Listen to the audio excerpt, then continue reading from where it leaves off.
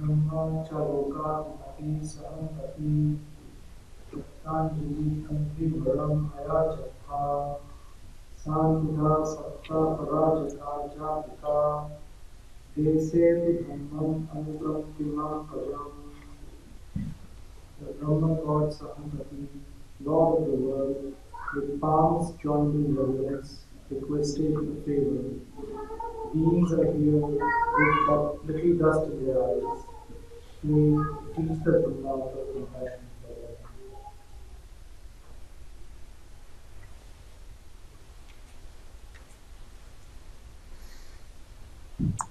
Namo tassa bhagavato arahato samma sambuddhassa. Namo tassa bhagavato arahato samma sambuddhassa. Namo tassa bhagavato arahato samma sambuddhassa. Buddhang dhammang sanghang namasami.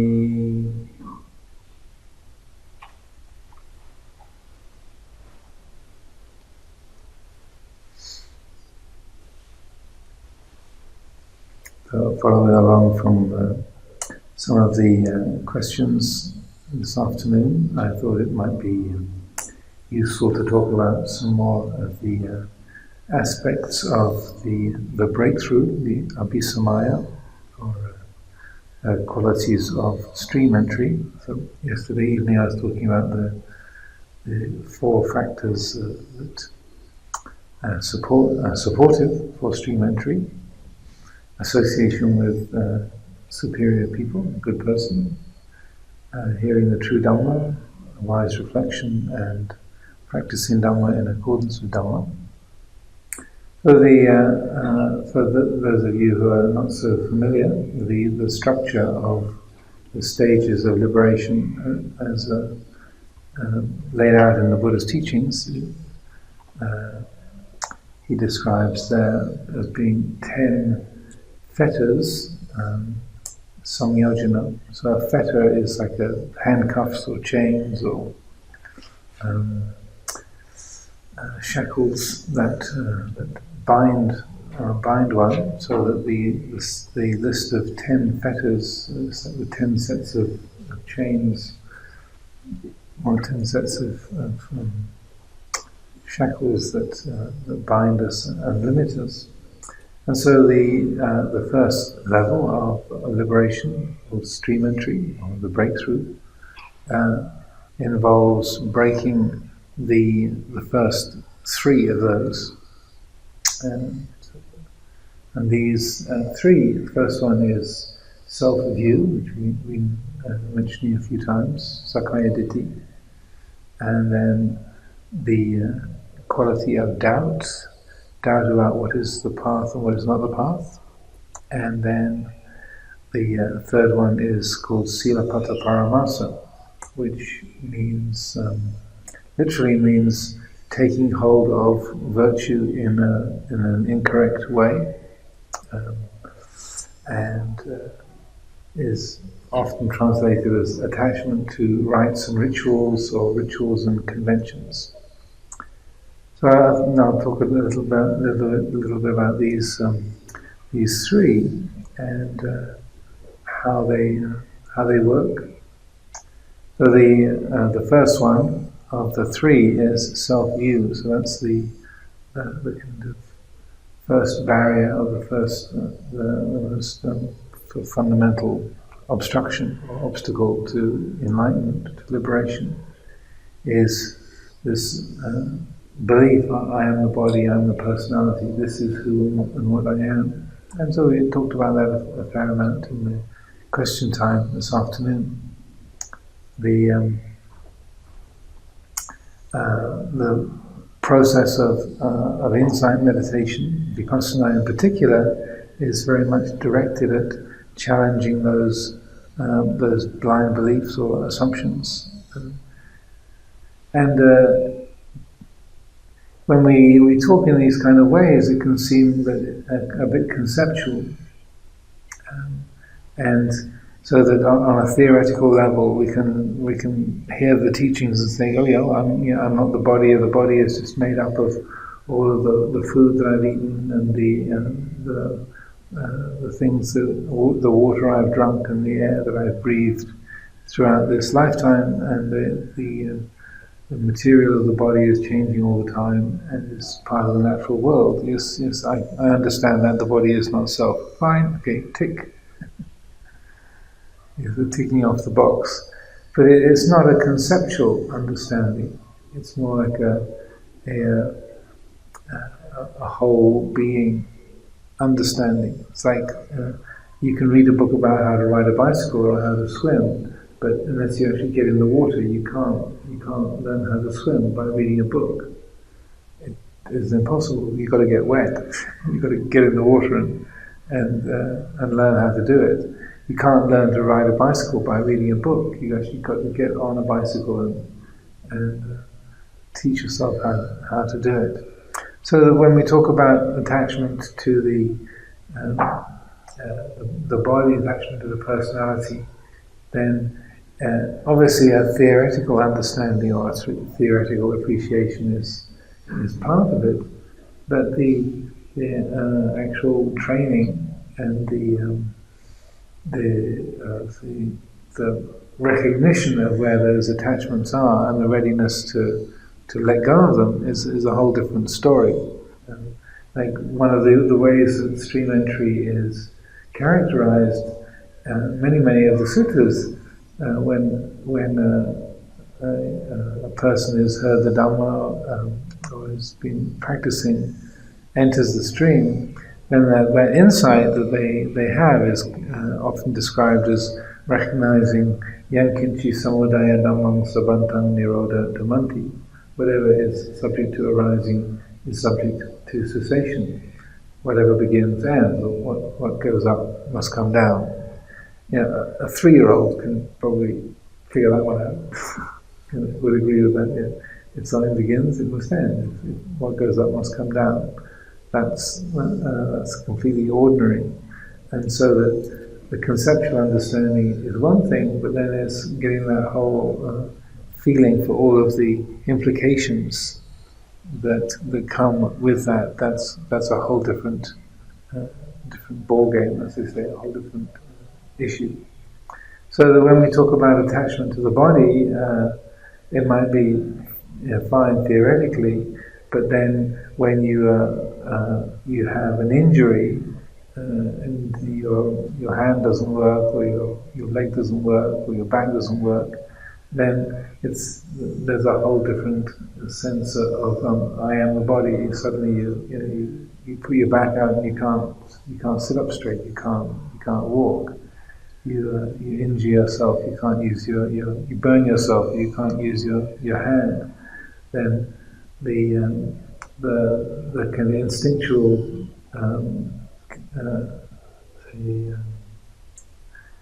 habits of identification become very, very apparent, become very strong, and so that it's in terms of developing that non-identification, not grasping the body, then it takes a very profound training, bringing attention to that, so that particularly with painful feelings in the body, or the aging of the body, the lack of mobility that comes with illness or with old age, when your eyes start going, your ears start going, and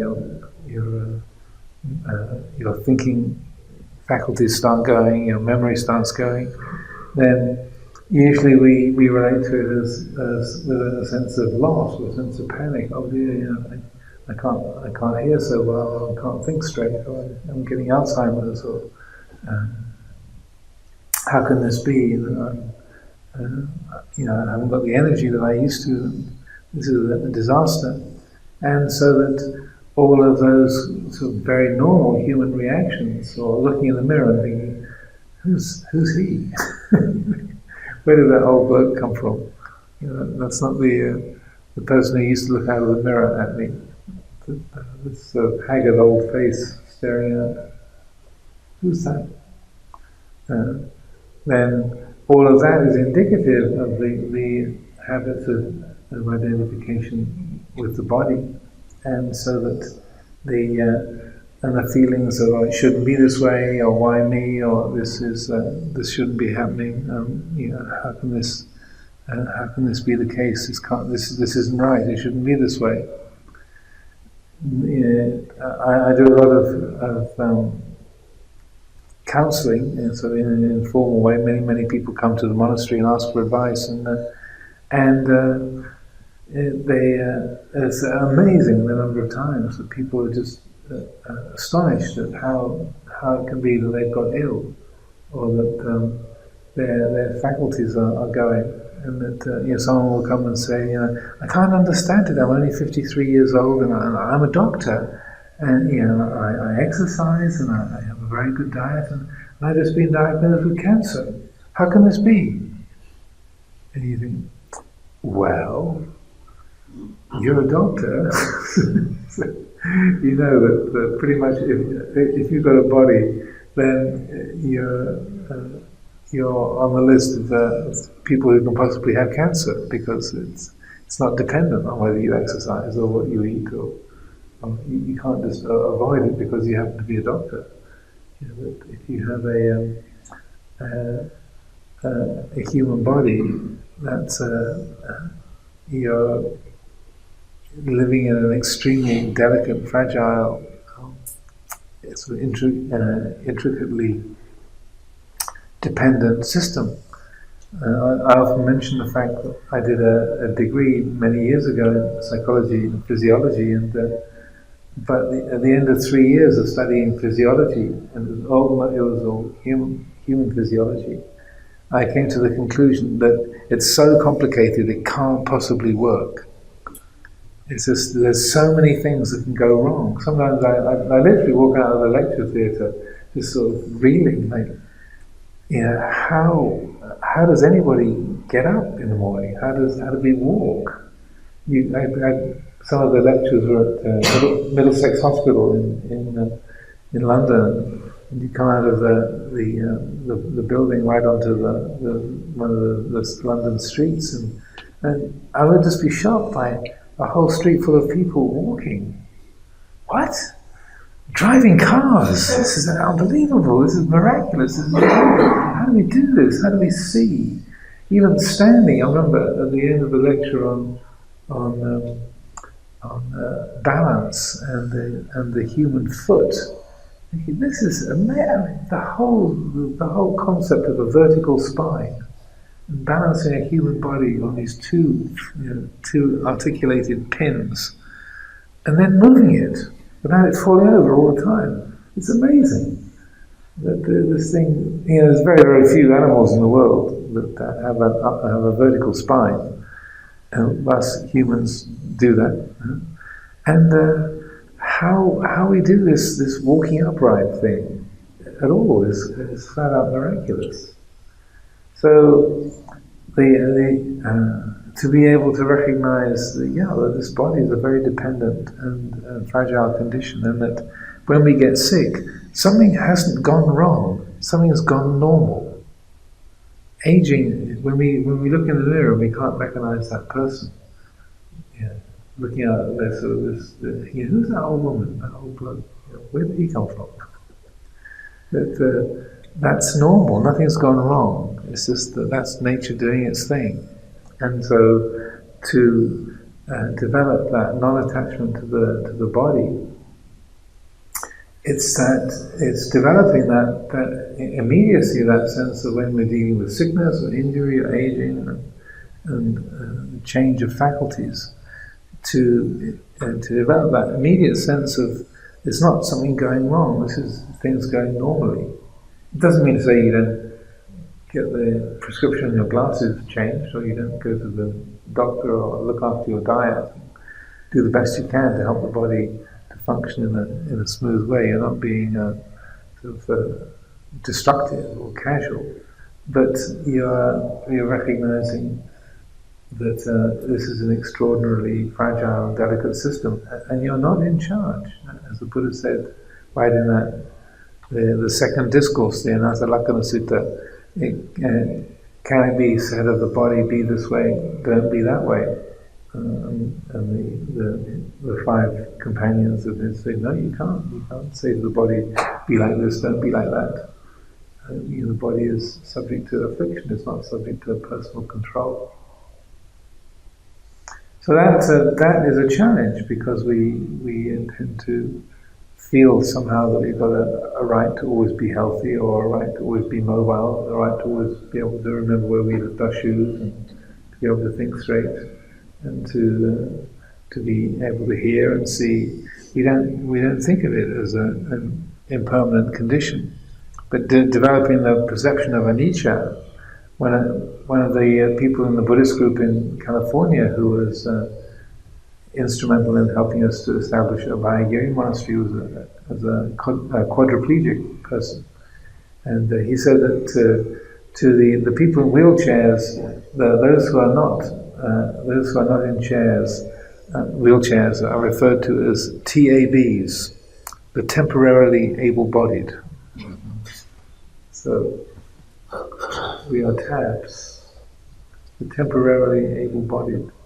And that's a skillful reflection on anicca, and so that developing that the ability to break through that first fetter is to consciously recognize that. I'm really glad these things work as well as they do. These legs, this back, this stomach, these eyes, these ears. To be grateful they're working today, because tomorrow they might not. Rather than assuming that this is It's like buying a new car, assuming it's going to run perfectly forever. I don't think so. Requires a lot of maintenance. And then with the personality, attachment to the personality, thinking this is who and what we are, wanting to see ourselves in a particular way all the time, wanting others to see us in a particular way all the time, thinking this is who and what we are, having a very idealized image of ourselves. Again, we to reflect on the identification of personality. Can you be insulted and not get upset? Can you be misrepresented? Have people say things about you that are not true and not get upset? Can you be misunderstood and not get upset? I'm not going to ask for a report for everybody, but these are the kind of things. Yeah. Can you have a project? Many of you are engineers, academic people. Can you launch a brilliant project and then have it fail dramatically because you didn't think of something, and then not take it personally? Can you recognize? Can you look at that and go, "Oh, well, that was really stupid. How did I miss that? Oh well, start again." Yeah. Or do you feel like, oh, what do they think of me? I'm so stupid. I've ruined my career. No one will hire me. I've lost my credibility. What will they think of me? The mysterious they who spend their lives judging us, and evaluating our performance. One of the things I quote quite often is particularly significant in the West, where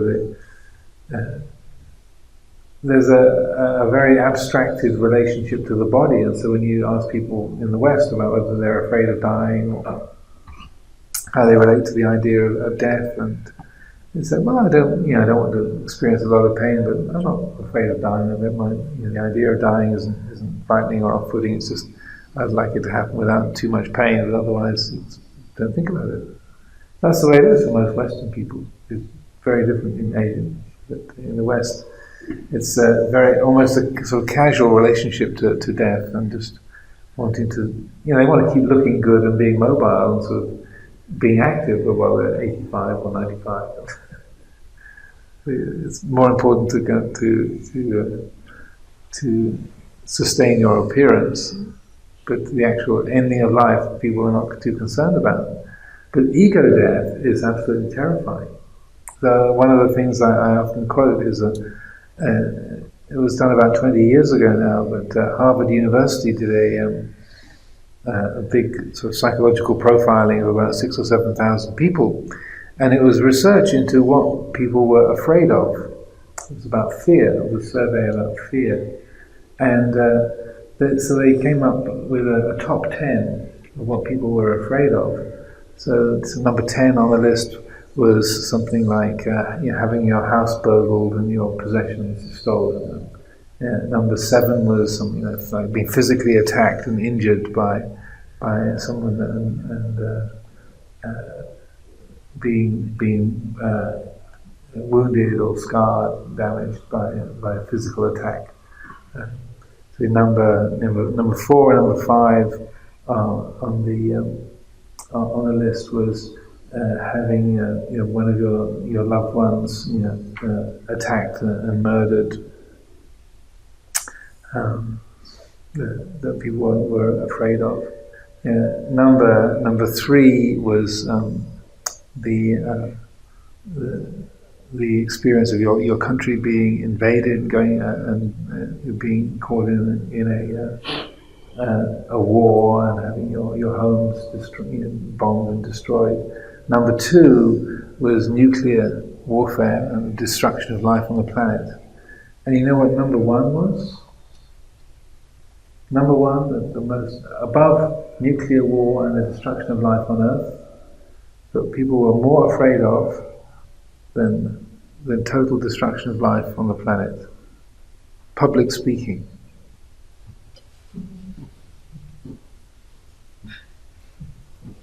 public speaking. People are more afraid of dying on stage than destruction of life on earth. To me, that's a very powerful message.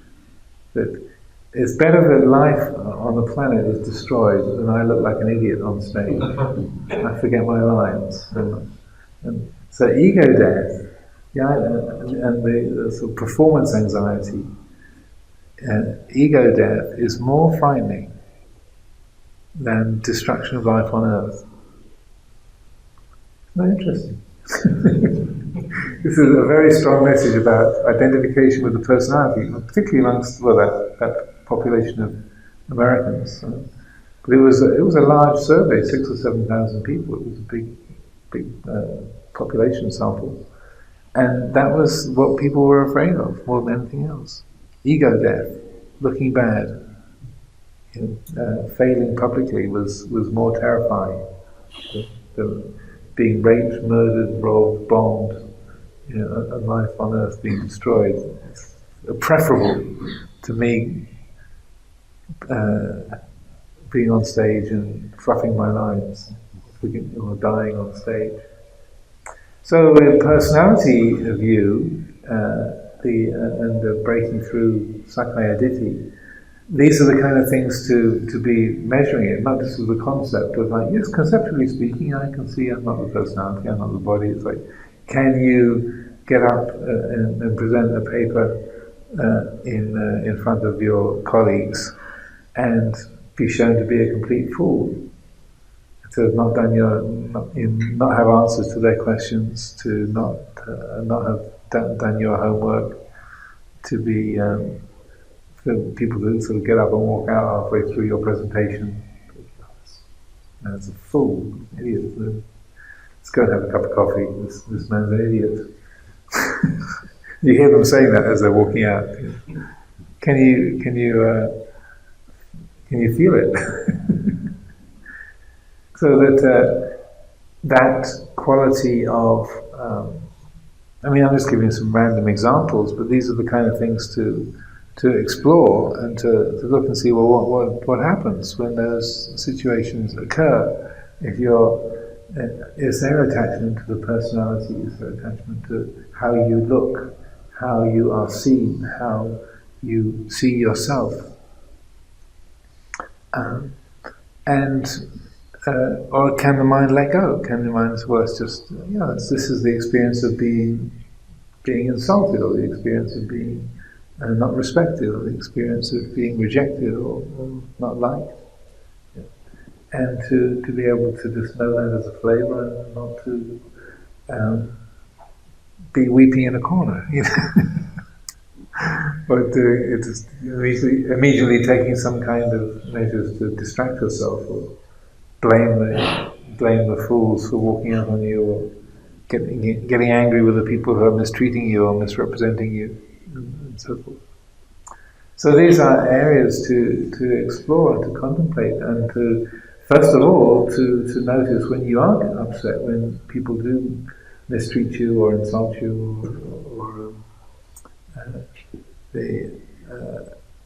or you do die on stage. The other end of the spectrum is just to notice when you get praised, and when things go really well, and your ego is thoroughly pampered and fed. When you get the prize, you get the appointment, you get the award, and what do you do with that experience of the deliciousness of success, the cat getting the cream feeling? Yes, I am really wonderful. You are correct. You're so discerning. You're so observant. I am really quite spectacular. And how the mind can feed on praise and success and get totally carried away with that. It's also seeing how the mind relates to approval and success, and so with the painfulness and the difficulty of dealing with loss and failure and criticism. Do we get drunk on being praised? Are we addicted to being approved and praised, winning prizes, being the head of department, or getting we're just casually mentioning that you've got 450 peer-reviewed papers published in the last 10 years. It's not that many. But how the ego can be inflated, and how you can be keen to drop names of the people that come along to your talks, or that you've been at in conferences, or awards you've been given, or how many degrees you've got. So you have to how tedious it is to have to get new name cards printed because they're giving you another couple of degrees. Damn, another professorship. Oh well.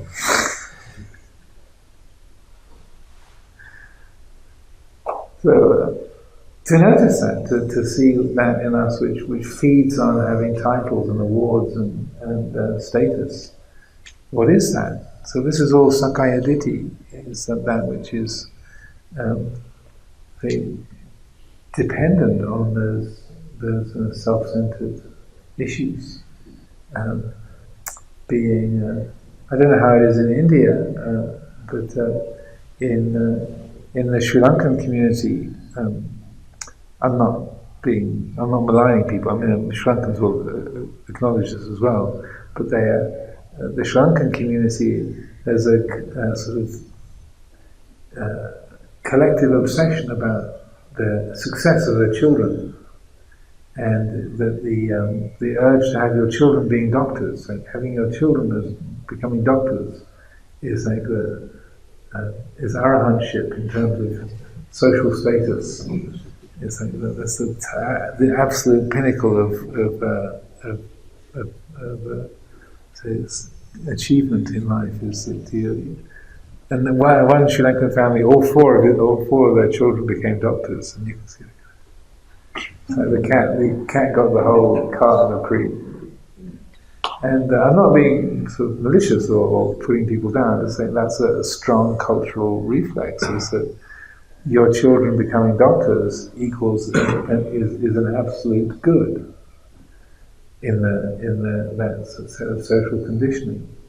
And then, can you see how much the mind is invested in that? How eager the mind is to sort of casually mention which universities your kids are going to, which appointments they've been given. Now that they're all consultants and whatnot.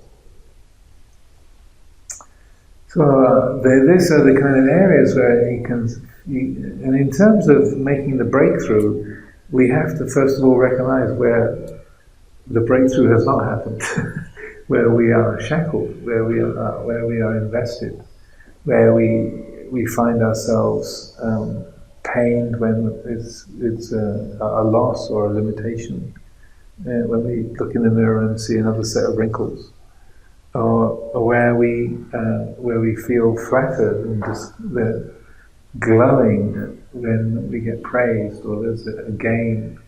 And to recognize, oh, look at that! I really liked that one, didn't I? I really didn't like that. That was really painful. Also, I'm talking about using somewhat secular examples, but it also happens very much in the monastic world as well. And when Ajahn Chah was alive, there was one particular incident comes to mind where this monk came to visit him, who was under the impression that he had reached the level of anagami, the non-returner, which is sort of one notch, the third level of enlightenment, one notch below arahantship. So he came to visit Luang Por Chah and to let him know that he'd reached this particular level, and I guess with the hope that Luang Por Chah would affirm his assessment and would be ready to kind of give him a round of applause, suitably Dharmic way.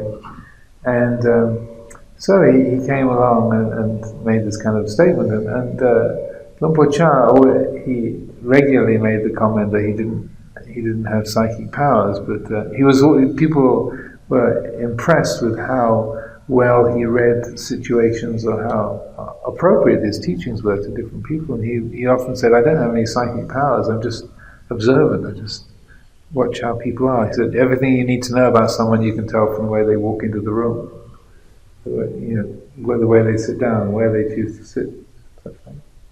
So anyway, this would-be Anagami came along and announced himself, and Ajahn Chah said, "Oh, that's interesting. Because in the village that I come from, Anagami is another word for mangy dog. Mangy dog, like a dog with mange, the itchy skin disease,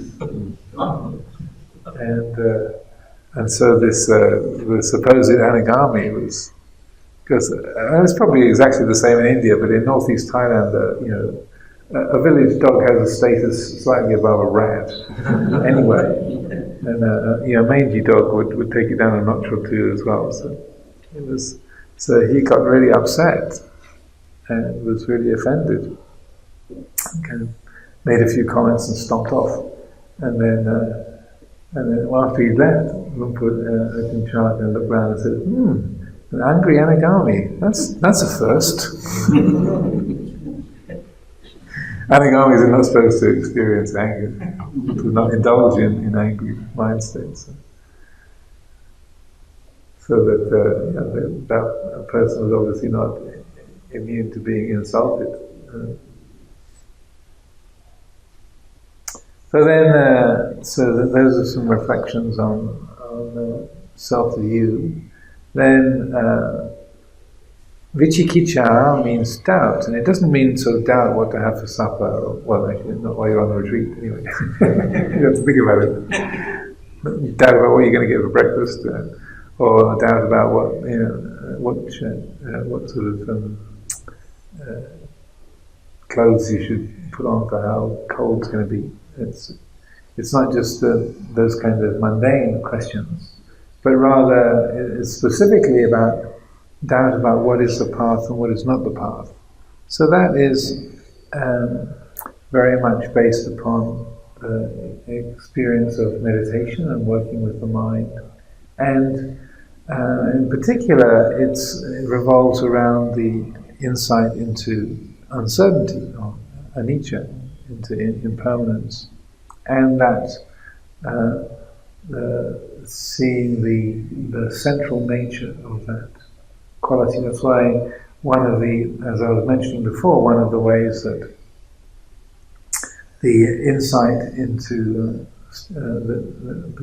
comprises stream entry is characterized as this recognition of whatever is subject to arising is subject to cessation.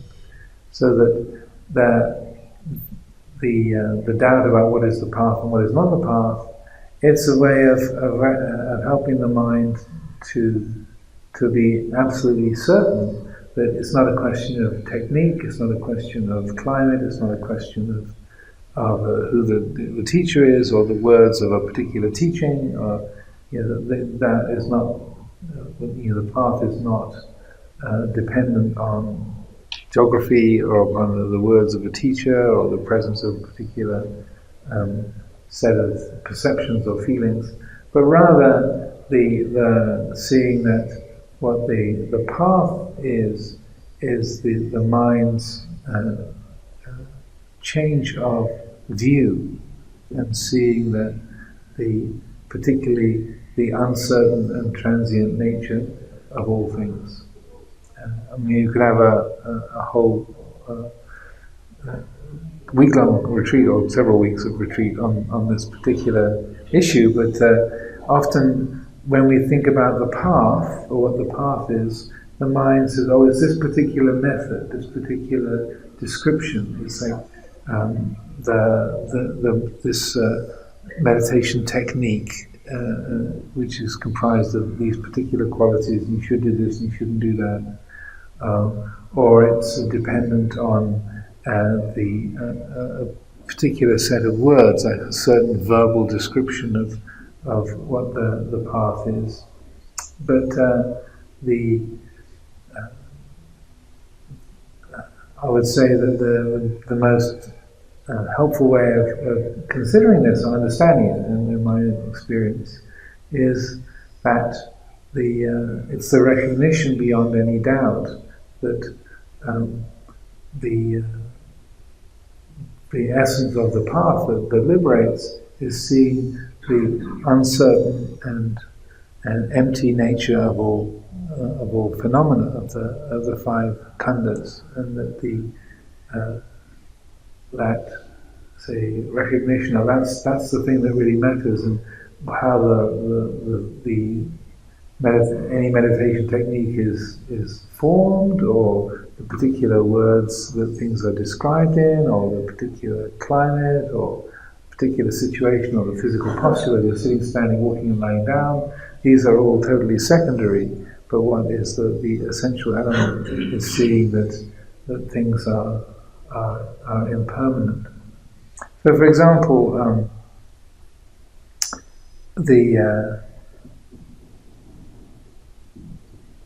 around desire. So and this is probably the most direct and basic example that we have right in the Four Noble Truths. Say, here we are, it's evening, and you are sitting in meditation, you think, oh, I'm hungry. I could really do with a couple of roti and some sabji. I'm not reading anybody's mind. It's just a thought that might cross the mind of an average Indian person who's not having any supper, and it's evening time. So then that thought crosses the mind, I could really do with a couple of roti and some sabji. And at that moment it feels like you're lacking that. And if you had that, then you would be complete. Right? That's how desire works. If I had that, then I would be happy. So then when that feeling is there, that desire is there, the story is telling is that I am lacking this food, and if I had it, then I would be happy. So then some time passes, and then there's the realization, that desire has gone away. I didn't get the food, but nothing is missing. That desire, the desire for the roti and the sabji has gone away. You didn't get the food, but nothing is now missing. That desire was impermanent. And so that the seeing that, look at that, that was a lie, it wasn't true, it's just something that arose and passed away. So all I have to do is just keep seeing that when the mind says, I want this, I've got to have this, it arises and passes away. When the mind says, I can't stand that, I can't bear it, it arises and passes away.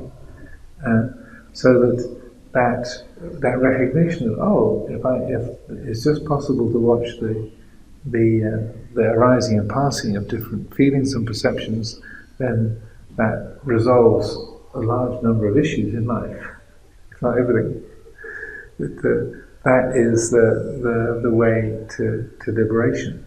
Now, for myself, this was where faith really arose for me within literally the first day I was in the monastery. I have a fairly unusual spiritual trajectory insofar as I encountered Buddhism after I was already in the monastery. So, as I mentioned, I went to the monastery as a cheap place to stay. I was traveling around Asia with the hope of finding some kind of spiritual direction, but I wasn't really interested in Buddhism. I had never even read a Buddhist book. And I didn't like the idea of rules. I was more of a sort of hippie, anarchist type. So I was wanting some sort of spiritual training, but I didn't want to have to be limited by a system or any kind of orthodoxy or any discipline. So, of course, you end up in a very orthodox, rule-bound ancient tradition. But so I didn't like the idea of a monastery, but I needed a place to stay, and I was sort of directed towards Wat Pah Nanachat in northeast Thailand. So I thought, well, maybe 2 or 3 days, and then I'll move on. So my encounter with, so I've never actually been a lay Buddhist, because I encountered Buddhism after I was already in a monastery. I was a lay Buddhist for about 3 weeks, as a layman living in a monastery. So I can't really give advice. When people say, how do you practice Dhamma in lay life? I said, well, I don't know, I never tried it. Really, it's true. I was basically a lay Buddhist for 3 weeks while I was living in a monastery. So I never tried to hold a job or have a relationship and be a Buddhist at the same time. Anyway, so my very first day in Wat Pah Nanachat, I just showed up and thought, well, they let me stay as a guest, so I'll be here for a few days at least. So I should find out what this meditation thing is, and they're happy to give me some guidance in this. Talking with this novice who was sort of looking after getting me settled, and it was the observance day. It was the moon day, and so that they were going to have a Dhamma talk and a meditation visual through the night. So I asked for some basic meditation instruction.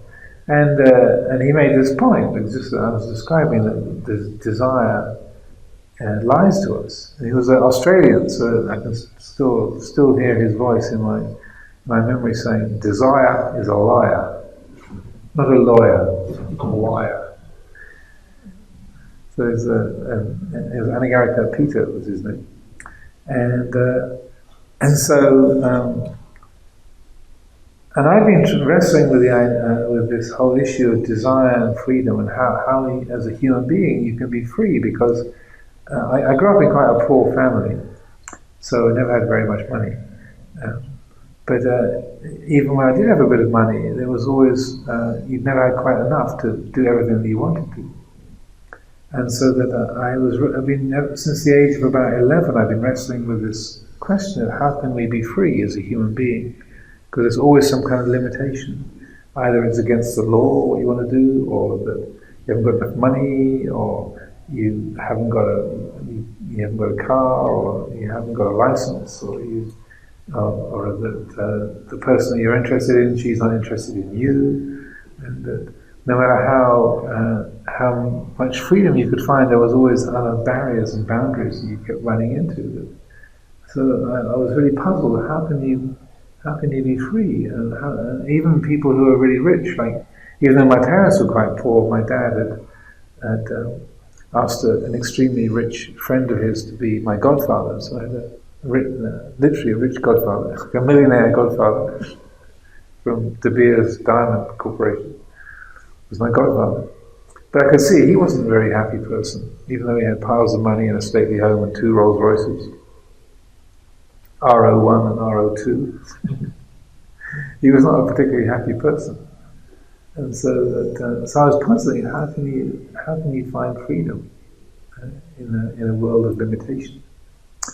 So anyway, did this during the meditation. Then he said that when you feel a desire is a liar. It lies to you. And so when a desire arises, just let go of it, and then you see its impermanent nature. So I thought, well, that doesn't make much sense, but I'll give it a try anyway. So I was sitting there in the meditation, and sure enough, I felt hungry. I'd only just discovered that in monasteries you don't get any food in the evening. So I was feeling hungry, and I thought, I've been living on the beach in Phuket, where they have local pineapples, and that was the cheapest food possible. I was on a very, very tight budget. The cheapest thing you could get was a 1 baht stick of pineapple. So I was sitting there in the meditation, and I thought, I really fancy a piece of pineapple. I thought, okay, this is one of those desires. And so that, what did he say? Okay, it's lying to you. So you just watch that feeling of desire. Okay, this is a desire for a piece of pineapple. So here it is, I'm desiring it, I haven't got it. What's the big deal? I'm still lacking the pineapple, and I know it's a desire, but so what? This Buddhism is stupid. It's a total waste of time. These people are idiots. And then, about 5 minutes later, and my mind had been sort of buzzing around going here, there, and everywhere. And then I noticed, that desire for the piece of pineapple, that went away. And then it hit me. It's just as I was saying, it hit me like a ton of bricks. That you didn't get the pineapple, and nothing is missing. Right? You follow that? So that when I was hungry, there's that wave of hunger. So I need that pineapple, otherwise I won't be happy. But then that desire went away, and so it was true. I didn't really need the pineapple. It was just a passing thought. And when I stopped believing it, then you realized, I didn't get the pineapple, and now nothing is missing. And it was really. In a mysterious and non-conceptual way, it was really clear to me that I just have to, and that's how you find freedom, is that you recognize that when those impulses come into the mind, if you don't believe them, they come and then they go. Like, I can't stand that person, or I've got to move, and then you wait for a bit, and then that feeling goes, and then you realize you didn't have to move, or that person is quite tolerable. Or as Ajahn Sumedho would say, even as the mind is saying, I can't bear it, I can't bear it, I can't bear it, you're actually bearing it. While the mind is saying, I can't bear it, I can't bear it, I can't bear it. It's our thinking mind lies all the time. And so that the insight in seeing that the path is essentially recognizing that empty and impermanent selfless nature of those impulses and perceptions. That is the path. Then the third of the fetters, these are called the Sangyojana. The third one is what's called Silabbata Paramasa, or the attachment to conventions, rituals and conventions. So often in the Buddha's teachings, this is characterized as the belief that if you bathe in the river Ganga, that all of your bad karma will be washed away. Or as long as you have a funeral in Varanasi with the right chanting done over you, then you're good to go. You've got a ticket to heaven, you're going to be fine. So this would be the sort of classic kind of Silabbata Paramasa, the belief that as long as the right rituals are done, then some particular result is going to come about. So that's the Buddha pointed out that is a wrong grasping of perception, that blind belief that through a particular set of actions or ritual behaviors, then a certain result will come about.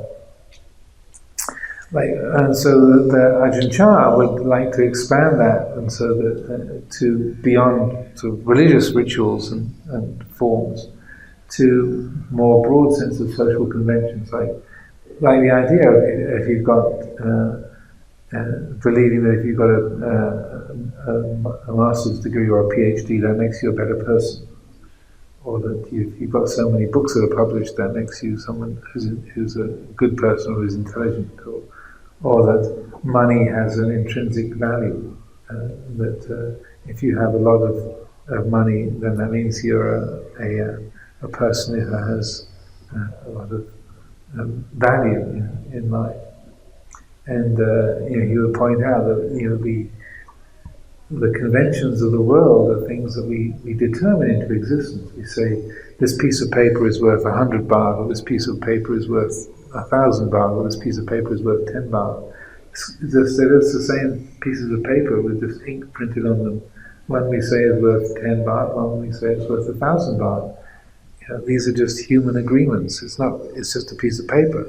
If we give it value, it has value. If we say it has no value, it has no value. Those of you who have ever been involved in the stock market will understand value comes and goes according to human agreements. If a huge number of people suddenly say this stock is valuable, then whoop, the price goes up. If people say no, this is worth nothing, and everyone gets rid of it, then the value goes down. It's just the value is created by human agreements. So attachment to conventions then is something that we can explore in terms of like social behaviours.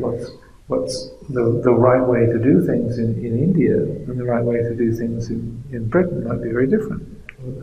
The kind of customs that you have. Yeah, I was noticing how there was a business meeting out in the middle of the lawn, which was very Indian. I thought it's a beautiful December day. Okay, move the office out onto the lawn and have the board meeting in the garden. That wouldn't happen in England. But then all of the people, it was a bunch of middle-aged and older men all wearing dark suits. But then that's the kind of ritual uniform of the board of directors is the dark suit.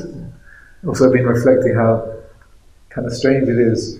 I'm an Englishman wearing ancient Indian clothing, sitting in a room teaching meditation to a room full of Indians, wearing pullovers and trousers, and shirts with collars. So these are conventions that we adopt as sort of the right kind of behaviour. So this is the way this is what you should wear, this is what you shouldn't wear, and how we take those to be the mind that says no, you should wear a suit, or you must have the robe over the left shoulder, not the right shoulder. So, well, who says? It's just that's the agreement from the Buddhist tradition is that your robes are over your left shoulder. But you could have had an agreement that no, in this group you wear the robe over the right shoulder and the left arm is bare. It's just an agreement that we make, and that we call it right or good. So that again, this is a very rich area for seeing where the mind is attached to particular behaviours and forms, and what we take to be right and good, the kind of customs you have in your family or your workplace. Who gets what is the desk, the position of the desk that signifies the greatest status? Have you got a corner office with 2 windows and a pot plant? This is that shows that you're obviously you're someone who's very significant, or you get you have to share an office and it doesn't have any window at all. You're really low status. These kind of things that we say imbue with meaning, and how much the mind can be stirred up by people, the behaviours that people have, and what's considered right or wrong, or good or bad, or beautiful or ugly. And the mind that can reflect, well, that's just, we just say, okay, in India we drive on the left. That's the convention in India, inherited from the British. Other countries, they drive on the right. Which is the correct side? Well, it's just we agree to drive on this side. This is the convention that we adopt. So the more that the mind can recognize this is an agreement, there's no thing absolutely there. There's no thing that makes the dark suit beautiful and good. This is agreed as the uniform of the moment. Or that you have women construction workers wearing saris. That would not happen in the UK. They say, sorry, can't wear that, dear.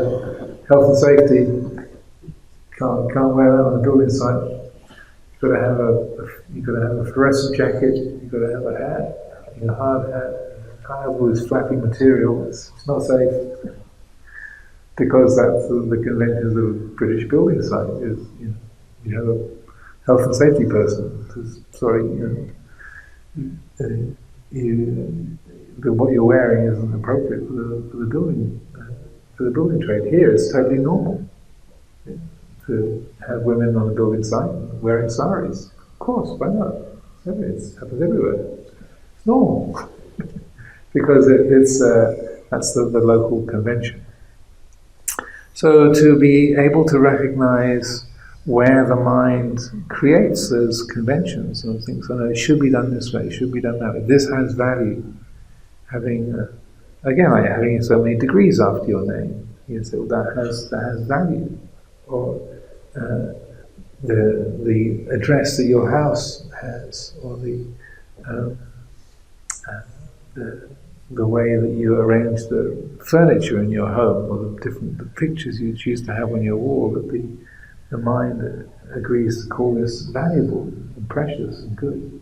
But these are human agreements, things that come into fashion. The modern art, what makes a painting worth 50 rupees? What makes it worth 50 million rupees? So it's just a matter of human agreement. Oh, this is a famous artist. This is someone who's really special. They're really highly regarded. This is a powerful statement that this important artist is making. And you can think, well, it's just a splodge of black paint on a white background. Yeah, but this is a really significant work. This is worth at least 50 million. And the prices are rising, so this is a really good investment. And I'm not anti modern art. Just you can see how when, say, a painting is done by a person who's got a name, and then the art critics agree, wow, this is a really significant piece, then it becomes worth 50 million rupees. And if it's just, well, this is something that my 10-year-old was experimenting with a canvas and just put a splodge of black paint on just to sort of get things going, and then she got bored with it and walked off, then it's worth 5 rupees for the canvas. And then, well, what's the difference? The difference is what the mind adds to it in many respects.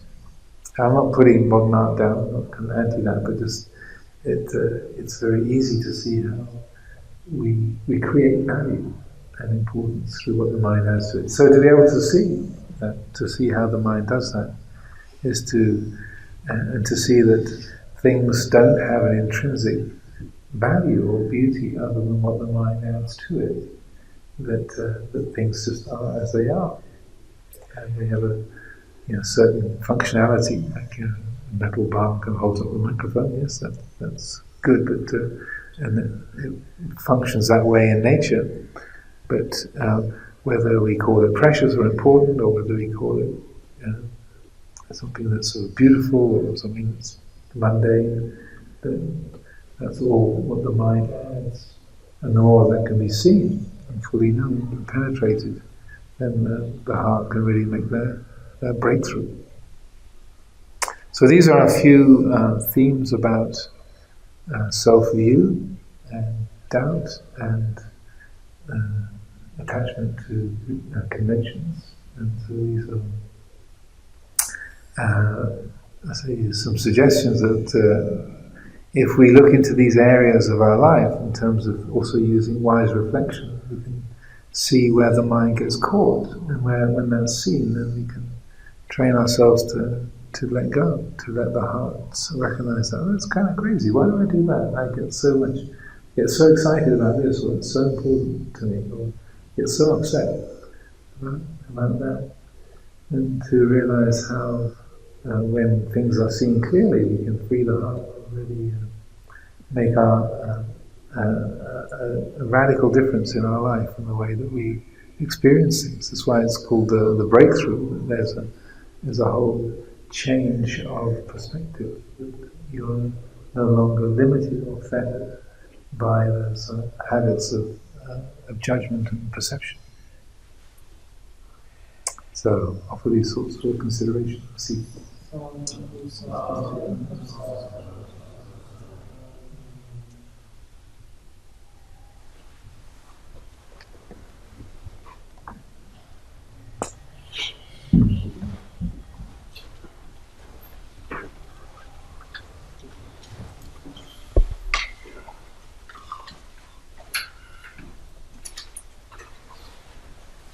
Let's see.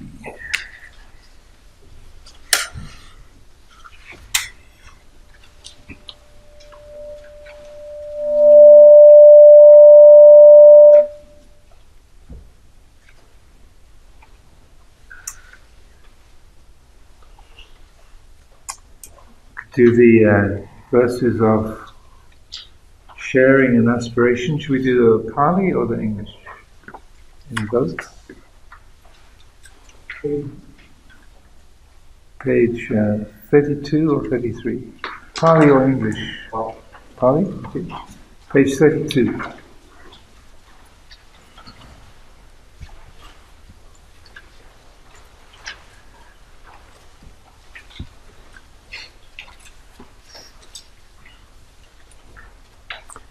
Annamaya Udisanaditana Gatayo Banamase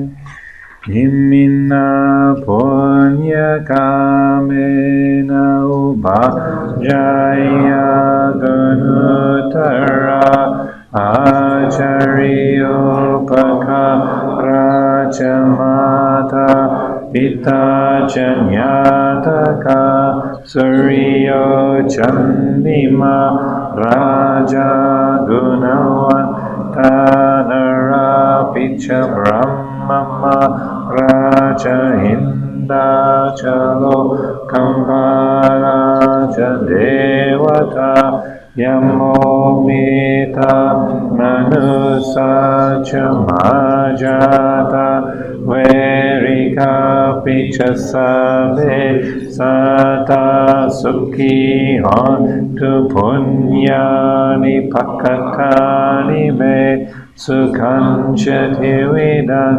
Denduki Pangpa Pedavo Matang Imina Punya Kame Na Imina Odi Sena Chaki Pahang Sulabe Chevata Nupadana Chedanang Ye Sandane Ina Dhamma Yavani Bhanato Mamanasan Tu Savadaye Vaya Tanjato Bhave Ujuchitan Sakti Panya Save Koviriyamina Mara Labandhuno Kasang Katuncha Viriye Sume Buddhadi Bhavaro Nato Dhammo Nato Varuttamo Nato Pace Kambuddho Chasango Nato Taro Mamang Teso Tamanupave Nama Roka Sanghavan Tuma.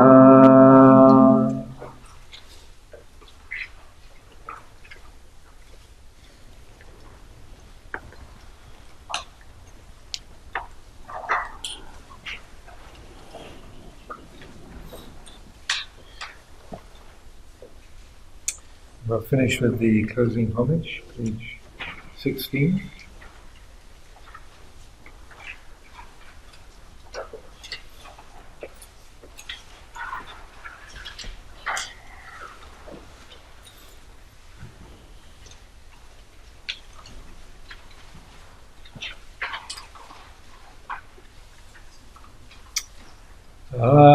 Arahant Samma Sambuddha Bhagava, the Lord, the perfectly enlightened and blessed one, Buddham Bhagavantam Abhivademi. I render homage to the Buddha, the blessed one. Sawakato Bhagavata Dhammo, the teaching so completely explained by him, Dhammam Namasami, I bow to the Dhamma. Supatipanno Bhagavato Sāvaka Sangho. The Blessed One's disciples who have practiced well, Sangham Namami. I bow to the Sangha.